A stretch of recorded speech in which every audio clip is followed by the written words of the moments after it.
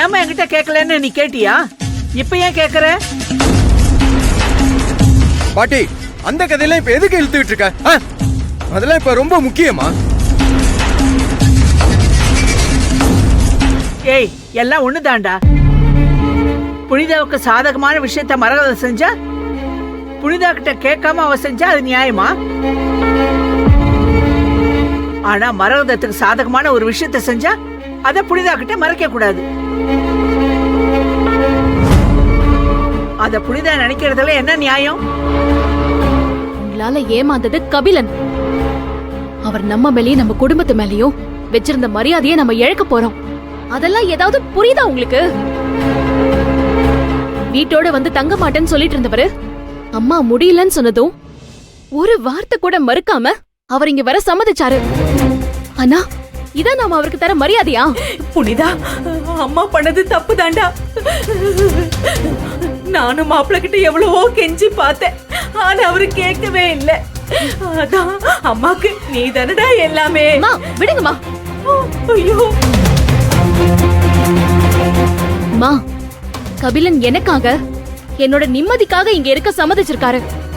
உங்களுக்கு நான் எவ்வளவு முக்கியமோ அதே மாதிரிதான் அவருக்கு மாமாவும் அமுதாவும். எங்கேயாவது யாருக்காவது ஏதாவது ஆச்சுன்னா பாத்துக்கிறதுக்கு இத்தனை பேர் இருக்கோம். ஆனா அங்க கபிலன் வீட்ல யாருமே கிடையாதுமா. வயசான அப்பாவையும் வயசுக்கு வந்த பொண்ணையும் தனியா விட்டுட்டு ஒருத்தரையே கூட வந்து இருக்கணும்னு என்னமா அவசியம் இருக்கு? ஏங்க எதுக்கு இந்த டிராமா?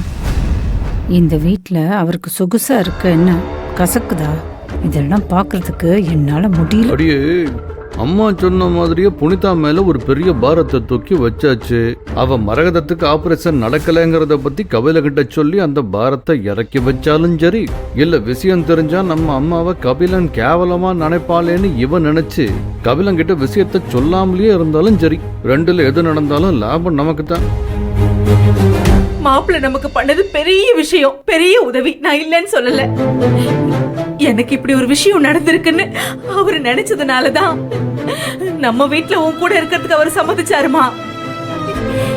இல்லன்னா நம்ம வீட்டுல உன் கூடவே இருக்கிறதுக்கு அவர் சம்மதிச்சிருப்பாரா? நீ சொல்லு. அம்மா, உங்களுக்கு நடக்கிற விஷயம் ஏதாவது புரியுதா இல்லையாமா? புனிதா, அத்தைக்கு இதெல்லாம் புரிய வாய்ப்பே இல்ல புனிதா. ஏன்னா கூட இருக்கிற ஆளுங்களாம் அப்படி. குடும்பமா சேர்ந்து எவ்வளவு பெரிய காரியத்தை பண்ணிட்டு இப்ப கூட்டா சேர்ந்து முழிக்கிறத பாரு. அம்மா, என்னால இந்த விஷயத்தை மன்னிக்கவே முடியாது. நான் கபிலன் வந்த உடனே இந்த விஷயத்தை நான் சொல்லதான் போறேன். வேணாண்டா, வேணாம்.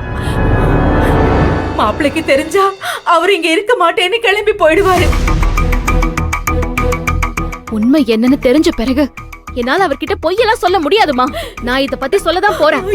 என்ன, அவர் இந்த குடும்பத்தை பத்தி என்னெல்லாம் நினைச்சு வச்சிருந்தாரோ அதுதான் இப்ப நடந்திருக்கு. ஆனா எனக்கு தான் உங்க யார பத்தியும் சரியா தெரியல. ஐயோ கண்ணு, புனிதா, நீ கோவமா இருக்கேன்னு அம்மாக்கு புரியுது. ஆனா மாப்பிள்ளை கிட்ட இந்த விஷயத்தை மட்டும் சொல்லிடாத புனிதா. முடியாதுமா, என்னால அவர்கிட்ட போய் சொல்ல முடியாது. அவர் வந்ததுமே நடந்த எல்லாத்தையும் நான் அவர்கிட்ட சொல்லதான் போறேன். புனிதா, புனிதா, ஐயோ ஐயோ. அண்ணே, இப்போ புனிதா மாப்பிள்ளை கிட்ட சொல்லிட்டானா? புனிதா,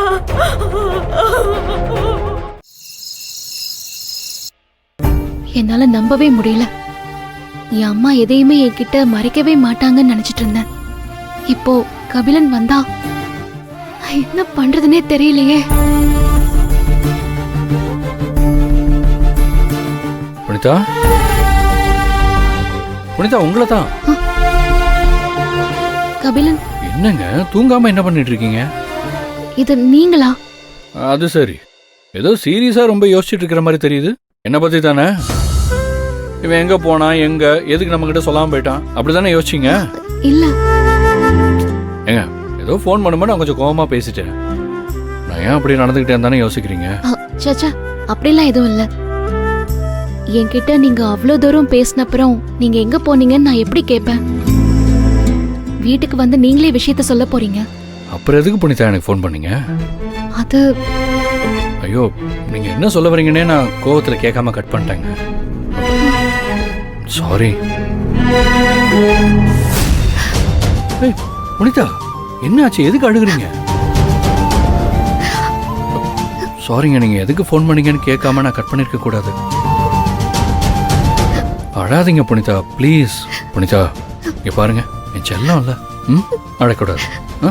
அட என்னங்க ஆச்சு உங்களுக்கு? எதுக்கு இப்ப அழுகுறீங்க? நான் ஏதாவது தெரியாம தப்பு பண்ணிட்டேன்னா என்ன? அப்படி பண்ணியிருந்தா சாரிங்க. ஏங்க, ஏதாவது முக்கியமான விஷயம் சொல்ல வந்தீங்களா? ஆமா கபிலன், அது முக்கியமான விஷயம்தான். ஆனா அது உண்மை இல்லைன்னு நான் உங்ககிட்ட எப்படி சொல்லுவேன்? ஏங்க, நான் கேட்டதுக்கு பதிலே சொல்லாம இப்படியே அமைதியா இருந்தா எப்படிங்க? ஏதாவது சொல்லுங்க. அம்மா மயக்கம் போட்டு விழுந்துட்டாங்க. அம்மாவை ஹாஸ்பிட்டல் கூட்டிட்டு போக கார் வேணும்னு கேட்கதான் நான் உங்களுக்கு ஃபோன் பண்ணேன். சாரி சாரி சாரி புனிதா, நான் எவ்வளவு பெரிய முட்டாளா இருந்துட்டேன்.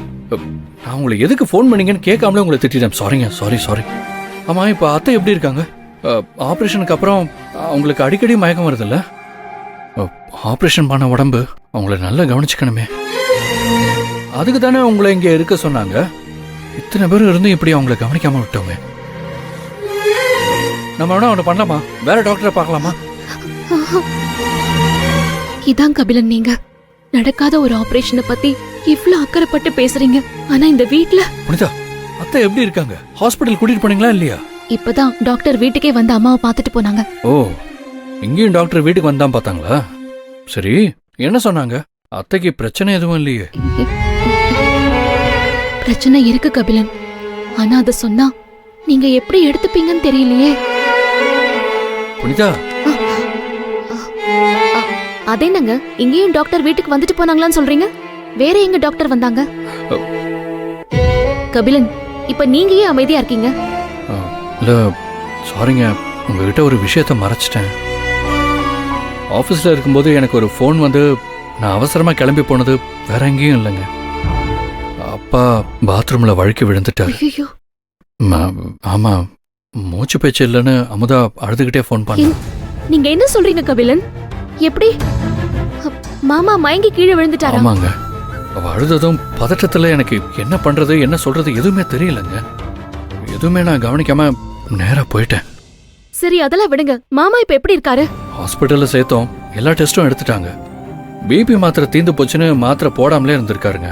அதான் அங்க மயங்கி விழுந்திருக்காரு. ஹாஸ்பிட்டல்ல இருக்கும்போதே எனக்கு சரியாயிடுச்சு, என்னை டிஸ்சார்ஜ் பண்ணிருங்கன்னு சொல்லி வீட்டுக்கு கூட்டு போயிடலான்னு சொல்லிட்டாரு. அதான் வீட்டுக்கு அவரை பத்திரமா கூட்டிட்டு போய் விட்டுட்டு வந்தேன்.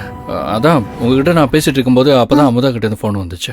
அப்பாவுக்கு உடம்புலாம் வேர்த்து கொடுத்தது, உடனே வான்னு சொன்னான். அதான் உடனே அவசரத்துல கார் எடுத்துட்டு கிளம்பிட்டேன். சாரி புனிதா. ஐயோ கபிலன், என்ன நீங்க இவ்ளோ நடந்திருக்கு என்கிட்ட ஒரு வார்த்தை கூட சொல்லல? மாமா நல்லா இருக்கார்ல, எதுவும் பிரச்சனை இல்லையே? உங்க மாமாவுக்கு உடம்பு முடியலன்னு தெரிஞ்சா நீங்க வருத்தப்படுவீங்கன்னு சொல்லிதான் என்கிட்ட சொல்ல வேண்டாம்னு சொன்னாரு. எனக்காக நீங்க இவ்ளோ